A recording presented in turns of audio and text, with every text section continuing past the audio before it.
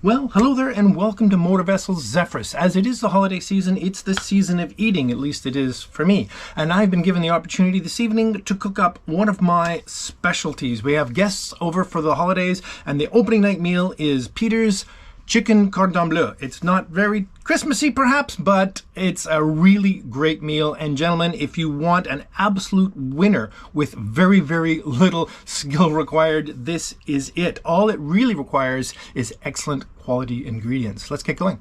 So, base ingredients are boneless chicken breast, organic if you please, Gruyere cheese, please, no Monterey Jack for this, and Black Forest ham. Get the best you can find. A couple of really good eggs, some cream, and then the ancillary ingredients are panko breadcrumbs, a little bit of Dijon mustard, and quite a bit of butter. I'm going to use my cache of Kerrygold for this. This stuff is quite something. The wine is for the chef. Now I'm cooking for 4 this evening. Normally one breast does 2, so I'm just going to cut these in half. Now you might say, okay, there may be a more clever way to cut a chicken breast in half to hammer out for a chicken cordon bleu, but I have found, seeing as you're just hammering it anyway, it makes little difference how cleverly you cut it. Now the only really exclusive tool you really need for this, because you're going to hammer this chicken, is a meat hammer or mallet, or I don't even know what you call this. Anyway, this is simply used to spread out the chicken so it's large enough that you can roll it around the yummy ham and cheese. So I've done this with a wine bottle or the bottom of a beer bottle or anything sort of large and heavy that will do it, although the real thing makes a big difference. Okay, with the chicken prepared, now just a little bit of Dijon. There we go. That's about right. Now we can spread that around. Don't be shy. This is what gives it that lovely extra yummy zinginess.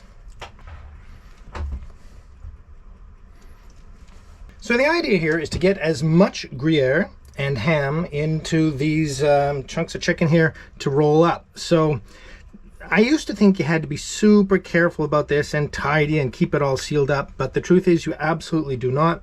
Simply pack it full of cheese and ham, roll it up the best you can, and it'll all work out in the end.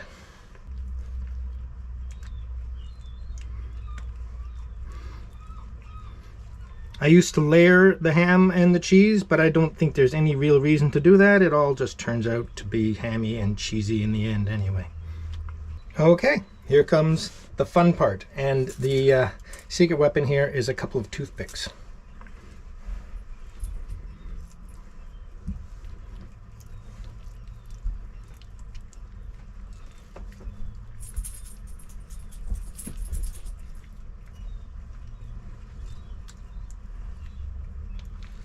I try to use as few toothpicks as possible, but they do save the day.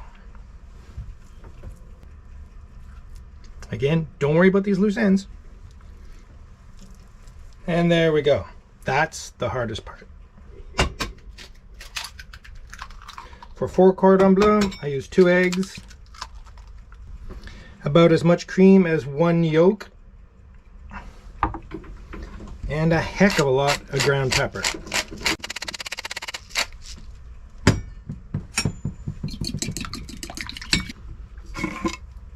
And the panko. Now we're going to use a lot of this, so keep it handy. Okay, this is where it gets fun. Normally when you do an egg wash breadcrumb job, you try to keep one hand dry and one hand wet with the breadcrumb with the egg wash, but in this case you pretty much have to sacrifice both hands to be able to get this all done, especially because I double dip.